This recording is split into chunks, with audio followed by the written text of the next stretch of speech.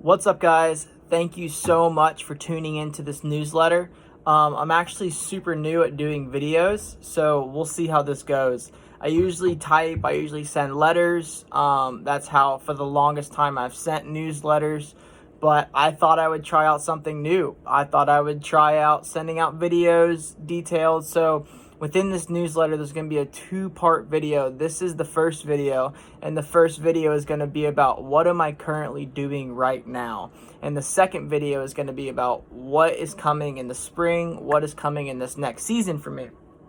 So, many of you guys know me. My name is Wesley Anderson. I am from North Carolina. I've been doing international missions now for about 3 years, since 2017. I'm with an organization called YWAM, that is abbreviated for Youth with a Mission. It's been such a blessing being a part of this organization. This organization has brought me to Nepal. It's brought me to India. And I've gotten to travel the world and see Bibles spread all throughout the Himalayas.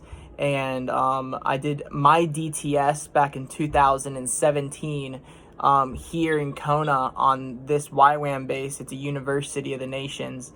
The base is called University of the Nations. And I did my DTS with a school called Fire and Fragrance. And within this school, I did CrossFit. So that was our platform to get into Nepal. So I went to Nepal for 3 months and I lived there. And during this time, I was living in the Himalayas, living amongst the local people. And God really laid it upon my heart, Wesley, this is what you will give yourself to. And I said yes, just like Isaiah 6:8 says, whom shall I send? And then he says, here I am, Lord, send me. Very similarly, I have answered that call in my own heart. And I said, here I am, Lord, send me wherever you want to send me in the world. So for the longest time, I had planned to move to Nepal, but God, stopped what I was doing. And then I went and did a Bible school. So I took 9 months and I did a Bible school. I did a school on communications, and then I did a school with worldview. It really shifted everything for me. It really grounded me. So I paused on that. And then during that school, God gave me a very specific dream.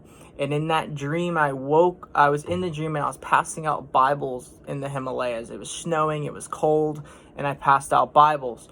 So in the dream, it was strange because I knew that when I woke up, I wasn't in Nepal. And I thought that was strange. I wasn't in Nepal. I woke up and I was like, I was in India. And I was so confused because I never thought about India. I never dreamt about India. It wasn't even in my radar. I was thinking about Nepal. Granted, they're neighboring countries, but I never thought about India. So I was up super late, couldn't sleep after that. I got on my computer, Googled India, and the Himalayas run right through North India. So I said, okay, Lord, if you want me to go to India, send me, I will go. I graduated from the Foundations for Revival and Reformation, and then 2 days after that, I was on a plane on my way to New Delhi, North India.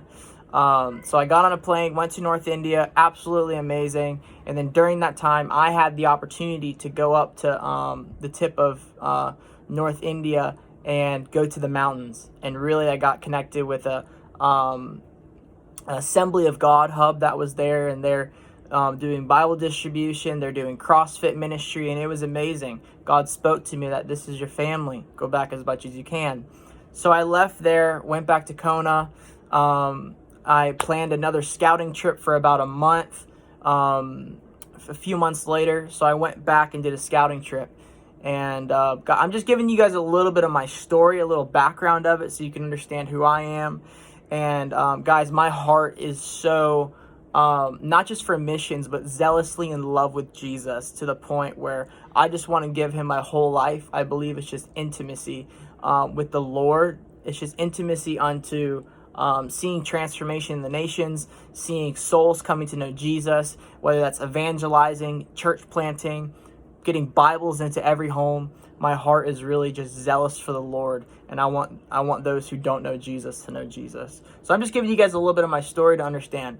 But where was I at? So yeah, I came back, made another scouting trip.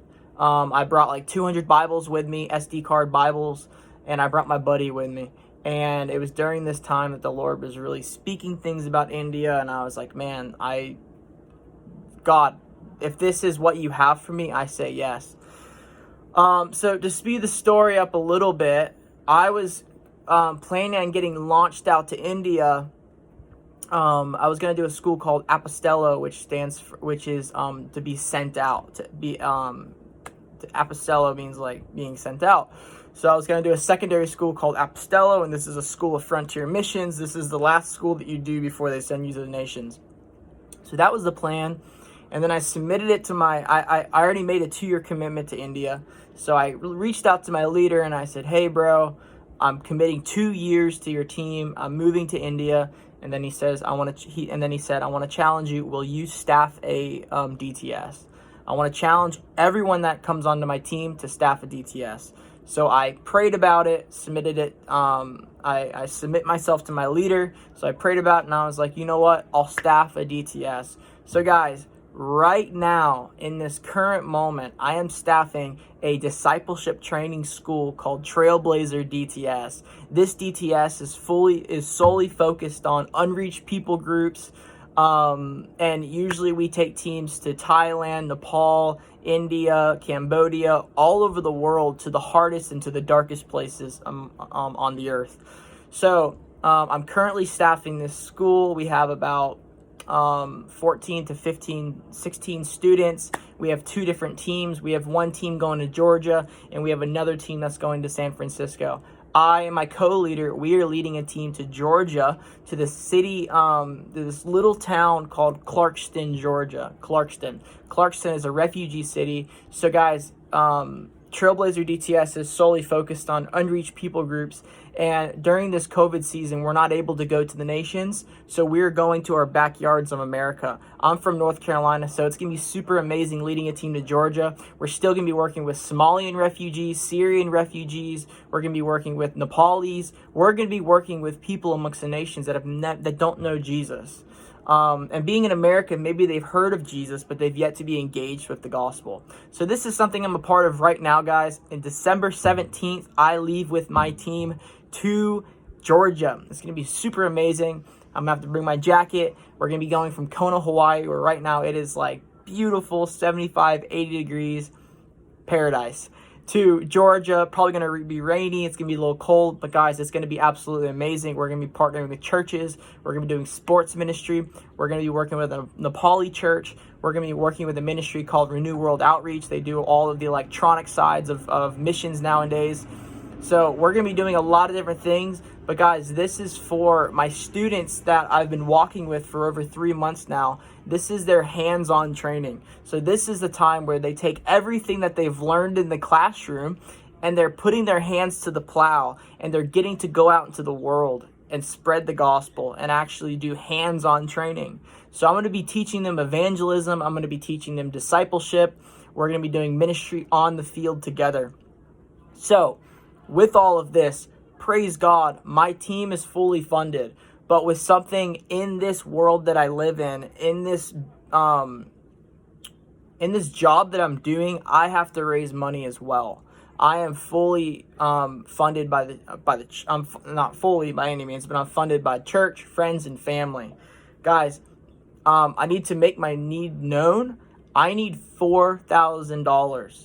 I need $2,000 to come in really soon. That's for my flight, but I need $4,000 in this next season. This is going to pay for my food. This is going to pay for my housing. This is going to pay for my flights. This will pay for my ground transportation. Guys, I'm fully expecting this is what God has called me to. If I didn't truly believe that this is what God's called me to, I would be elsewhere, doing other things, making money, working a full-time job. But God has really called me to lay down my life as a disciple and to see the Great Commission fulfilled. So guys, I'm needing to be obedient, and I'm needing to put my need out there for you guys just to know, because I've reached out to so many and they're like, we want to give, we just don't know how much. We want to give, we want to see the Great Commission fulfilled as well. We want to see the love of Christ go forward. But I'm just working full time, so I want to support those who are able to go. Guys, I just want you guys to know that whether you give a penny, whether you give $100 or $1,000, there's no difference. The woman in the Bible, God counted as she gave everything. All she had was a penny, and that was counted when she gave that only penny she had. That was far greater than the rich man who gave like $100 compared to the woman that gave a penny. Because it's not about the amount, guys. It's not about the amount. It's just about asking Jesus and being obedient. So, guys, I just want to clear the air right there. It's not about how much you give. I just need those to partner with me in this.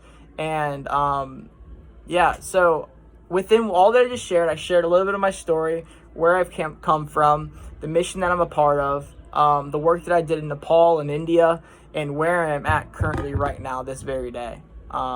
December 17th, I'm leading a team of 8 with my co-leader to Georgia, and we're going to be doing a lot of awesome ministry. We'll be there for 3 months. I'll be coming back to Kona, and I'll be coming back to Kona in the end of February 17th.